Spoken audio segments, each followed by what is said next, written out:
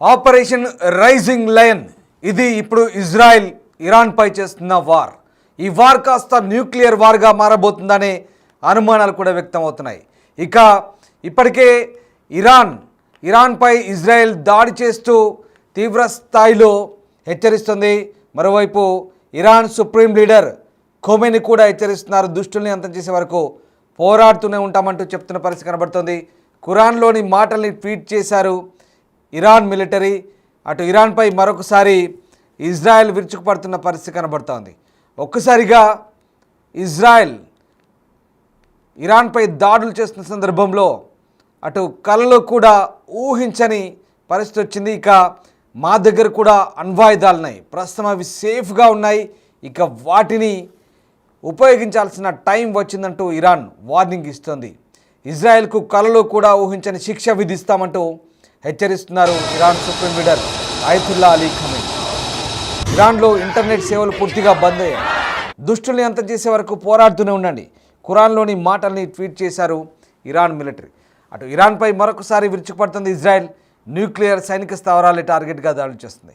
Israel దాడిలో Iran military చీఫ్తో సహా చాలామంది ప్రముఖులు చనిపోయారు. మహమ్మద్ బాఘేరితో పాటు మేజర్ జనరల్ సలామీ మృతి చెందారు. పలువురు టాప్ కమాండర్లు, శాస్త్రవేత్తలు కూడా మృతి చెందారు.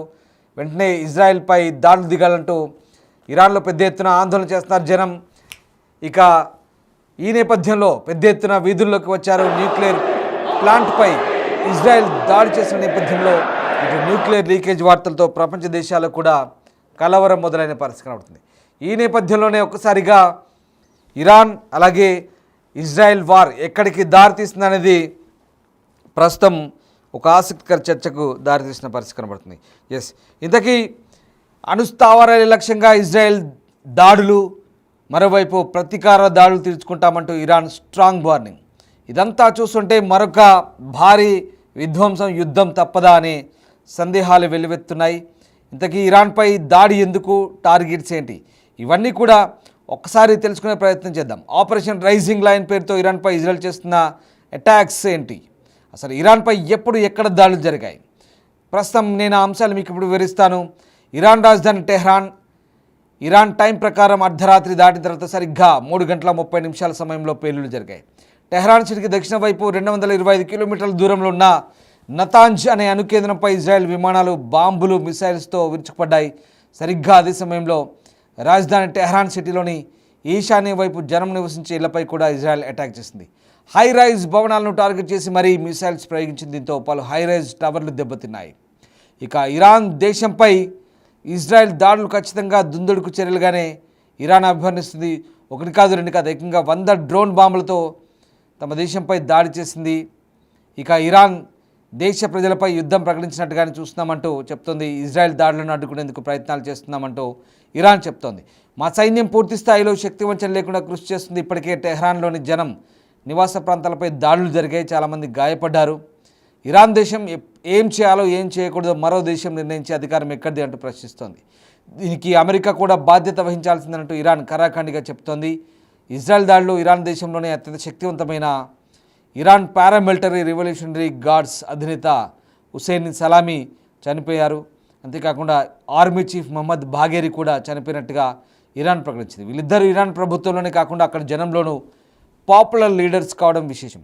ఇక ఇజ్రాయెల్ ఏం చెప్తోంది, ఇరాన్ దేశం నుంచి వచ్చే ముప్పును ఎదుర్కొనేందుకే దాడులు చేస్తున్నాగా ఇజ్రాయెల్ చెప్తోంది. ఆపరేషన్ రైజింగ్ లైన్ పేరుతో ఇరాన్పై దాడులు కొనసాగుతూనే ఉంటాయి, వెనక్కి తగ్గే ప్రసక్తి లేదని ప్రధాని బెంజమిన్ నెతన్యాహు చెప్తున్నారు. ఇరాన్పై దాడికి కారణాలు చెప్తూ గతంలో ఎప్పుడూ లేని విధంగా పెద్ద ఎత్తున యురేనియం సేకరిస్తోంది ఇరాన్. దీని ద్వారా అణుబాంబులు తయారు చేస్తోందంటూ నెతన్యాహు ఆరోపిస్తున్నారు. ఇరాన్ అణుకేంద్రాల్లో అణుబాంబుల తయారీని నిలిపేసేంత వరకు దాడులు కొనసాగుతూనే ఉంటాయంటూ, ఎన్ని రోజులైనా ఎన్ని నెలలుగా అయినా ఆపరేషన్ రైజింగ్ లైన్ కొనసాగుతుందంటూ స్పష్టం చేస్తున్నారు.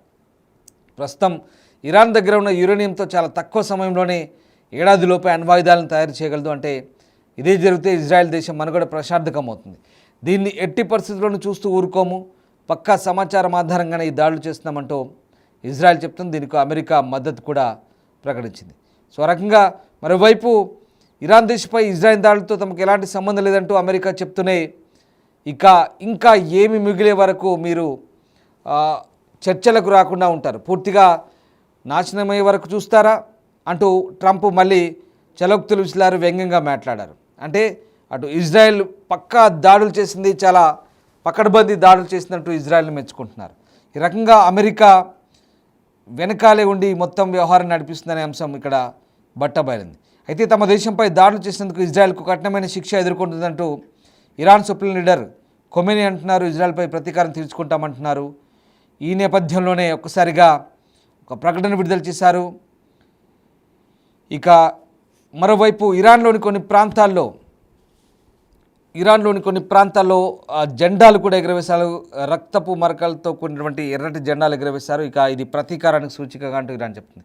కొన్ని ఏఐ జనరేటెడ్ వీడియోస్, అలాగే కొన్ని వీడియోలు ఇరాన్ ఆర్మీ విడుదల చేసింది. ఆ వీడియోలను మీరు బాక్స్లో చూస్తున్నారు. తాము విధ్వంసం దాడులు మొదలు పెడితే ఏ రకంగా ఉంటాయో అవన్నీ కూడా ఏఐ జనరేటెడ్ రెఫరెన్స్ వీడియోలు. అవి వాస్తవాలు కావు, అవన్నీ కూడా ఊహాజనిత వీడియోలు. ఒకసారి ఇక్కడ చూడండి, తాము ఇజ్రాయెల్పై దాడి చేస్తే ఎలా ఉంటుందో ఈ పక్క బాక్స్లో వీడియో చూడండి. ఇజ్రాయెల్ జెండా కూలిపోతుంది, ఇజ్రాయెల్లోని భవంతులు అవన్నీ కూడా వరుసగా మిసైల్స్ విరుచుపడుతుంటే ఇజ్రాయెల్ సైన్యం తలలు పట్టుకొని అక్కడ దాక్కుంటుంది. వరుసగా అక్కడ ఒక లాంతర్ కనబడుతోంది. ఇక చీకటే, ఏమీ మిగలదన్నట్టుగా ఇరాన్ ఆ రకమైన చూడండి, ఇజ్రాయెల్ జెండా పూర్తిగా అవనతమవుతుంది, కింద పడిపోతుంది. ఇది ఇవన్నీ AI generated videos. Iran army release చేసిన వీడియోస్ అవి. మేము విధ్వంసం సృష్టిస్తే ఏ రకంగా ఉంటుందో ఊహించుకోండి అంటూ చెప్తున్న వీడియోలు అవి. అంటే ఇవన్నీ కూడా ఊహాజనిత చిత్రాలు, ప్రతీకారాత్మక చిత్రాలు, అవన్నీ ఏఐ జనరేటెడ్ వీడియోస్. మేము బాంబింగ్ మొదలు పెడితే ఏ రకంగా ఉంటుందో ఇక ఏమీ మిగలదు అంటూ చెప్తున్న పరిస్థితి. అవన్నీ కూడా డ్రోన్లు, మిసైల్స్, వాళ్ళ ఫైటర్ జెట్లు దాడులు చేస్తే ఏ రకంగా ఉంటుందో, మళ్ళీ వాళ్ళను ఎదుర్కొంటే ఏ రకంగా ఉంటుందో, ఇవన్నీ కూడా ప్రతీకారాత్మక ఊహాత్మక చిత్రాలు. ఇవన్నీ ఏఐ జనరేటెడ్ చిత్రాలు. ఇవన్నీ వాస్తవాలు కావు. దయచేసి వ్యూవర్స్ అడ్వైస్ చెప్తున్నాను. ఇవన్నీ కూడా ఏఐ జనరేటెడ్ వీడియోస్. ఈ కంటెంట్ అంతా కూడా సో ఇరాన్ మిలిటరీ సోషల్ మీడియాలో పోస్ట్ చేసిన వీడియోలను మేము మీకు ఇప్పుడు చూపిస్తున్నాం. అంటే ఎంతటి ప్రతీకారంతో ఇరాన్ రగిలిపోతుందో ఒకసారి మనం అర్థం చేసుకోవచ్చు. ఇదంతా కూడా డిస్టర్బింగ్ కంటెంట్. బిగ్ టీవీ వ్యూవర్స్కి చెప్తున్న అడ్వైస్ ఇది దిగ్భ్రాంతికర దృశ్యాలు. ఇవి కొంచెం అప్రమత్తంగా ఉండండి. ఈ దృశ్యాలు కనుక మీరు చూస్తే ఒకవేళ ఎవరైనా భయాందోళనకు లోనయ్యే అవకాశం ఉంటే కనుక మీరు వాటికి దూరంగా ఉండమని అడ్వైస్. రైట్, ఇది ఏఐ జనరేటెడ్ వీడియోస్. ఇవన్నీ కూడా ఇరాన్ చూడండి. ఒకసారి ఇరాన్ ప్రజలు రోడ్లపైకి వచ్చి ఆందోళన చేస్తున్నారు. తమపై దాడుల నేపథ్యంలో ఒక్కసారిగా ఆందోళన చేస్తున్నారు.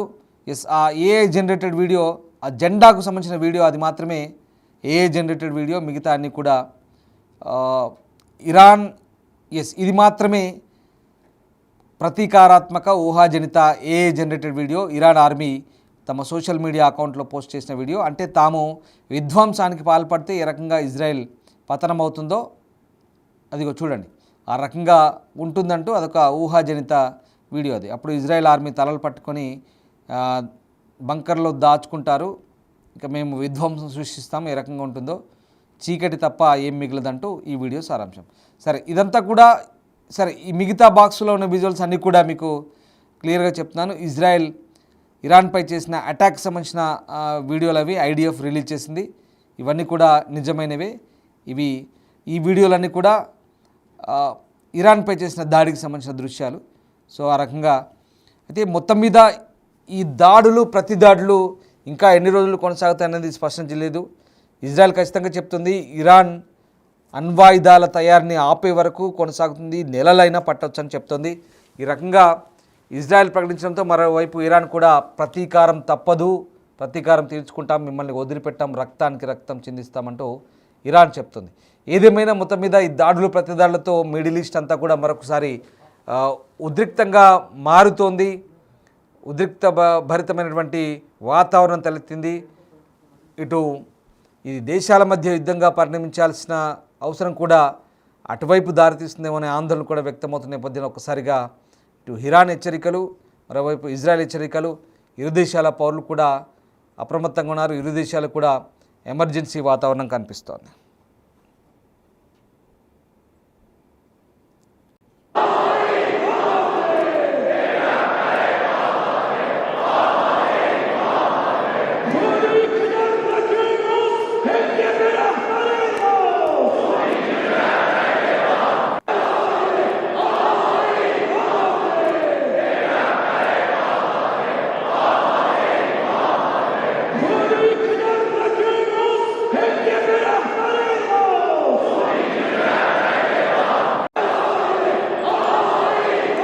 రైట్, చూసారుగా దృశ్యాలు. ఒకసారిగా ఇరాన్ ప్రజలంతా కూడా రోడ్లపైకి వచ్చారు, ఆందోళన చేస్తున్నారు. ఈ నేపథ్యంలోనే ఒక్కసారిగా తమ పరిస్థితి ఏంటనే ఆందోళన వ్యక్తం చేసిన నేపథ్యంలో ఇరాన్ అధ్యక్షుడు ప్రజలకు భరోసా ఇస్తున్నారు. మీరు మాపై నమ్మకం ఉంచండి, మేము మిమ్మల్ని కాపాడుతాము, ఈ పోరాటంలో మాకు మద్దతు తెలపండి అంటూ చెప్తున్న పరిస్థితి కనబడుతోంది. సో ఆ రకంగా ఇక మరోవైపు భారత్ మాత్రం ఇక్కడ న్యూట్రల్గా వ్యవహరిస్తుంది. ఇరు దేశాలు కూడా సంయమనం పాటించాలి, శాంతిని పాటించాలని చెప్తుంది. ఒక అప్డేట్ అయితే అందుతుంది. ప్రధాని మోదీ ఇజ్రాయెల్ ప్రధాని బెంజమిన్ నెతన్యాహుకు ఫోన్ చేసినట్టుగా తెలుస్తోంది. మొత్తం వ్యవహారాన్ని కూడా రైట్, ఇక్కడ మోదీ చేయలేదు, నెతన్యాహు మోదీకి చేశారు. ఇజ్రాయెల్ ప్రధాని మన ప్రధానికి చేశారు.